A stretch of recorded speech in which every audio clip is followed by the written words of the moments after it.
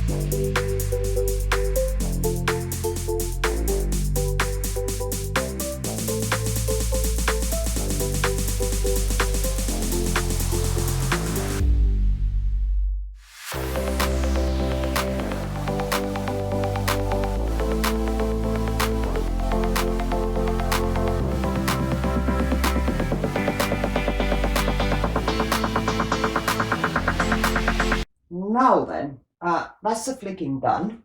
I can already see some really awesome cell growth going on here.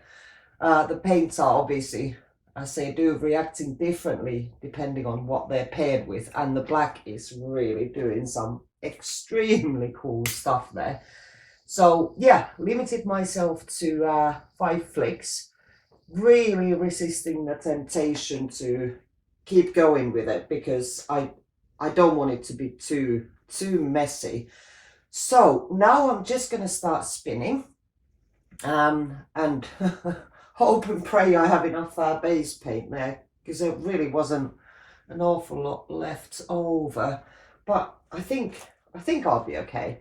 So right, just one important thing: only spin in one direction unless you're going for the look where the curves are distorted in both directions. But I want to lean into the curve that I created with the right hand. It's curving sort of to the right from where I'm sitting anyway. So I am going to lean into it. So therefore, spinning only counterclockwise. So yeah, let's get to one of the fun parts and get spinning.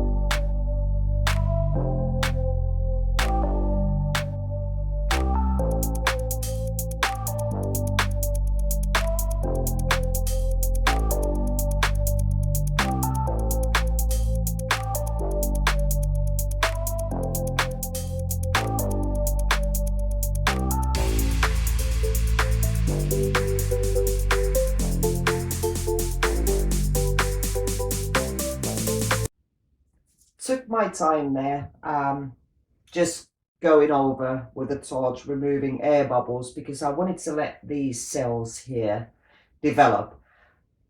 I think this might actually look really cool once it's done, because I have the sort of very, very defined lines and shapes of the first layer, and now this second layer has created more sort of black coming through the middle and all these splatters that I now know, because there's so much less paint on this canvas. There was no pillow like there was before, so this is not going to move as much. So yeah, I actually really love it at this stage. So let's give it a few spins and see where we are then.